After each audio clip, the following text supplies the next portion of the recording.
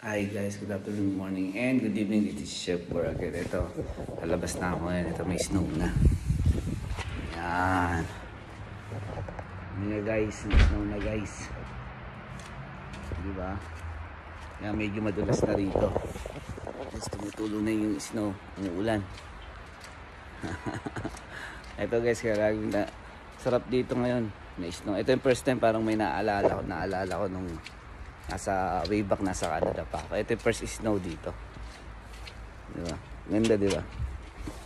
Yan. First na yan, nagkakaroon na naalala ko na may mga sasakyan. Yung pinagtatrabahuan ko malapit lang dito, nilalakad lang. Yan. Kaya ito, nilalakad ko lang. Ano yan, malapit lang pinagtatrabahuan ko. Mga 1 minute lang, 2 minutes lang nandun na ako. Ayan, lamig oh. Yan, ano, umuulan ng snow oh. Kaya guys, tandaan nyo, huwag kayo manlalamang ng kapwa. Diman sarap, walang pamasahe. Hindi ka nahihirapan nandito. Yung blessing this guys din itong trabaho, napakalapit lang.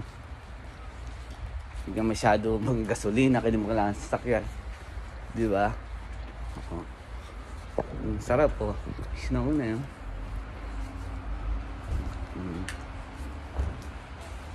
Malamig lang talaga. Diba? Diba guys? Alam mo, papasok na ako. May snow na yung pesto namin. Oh. May snow na, may snow. May snow.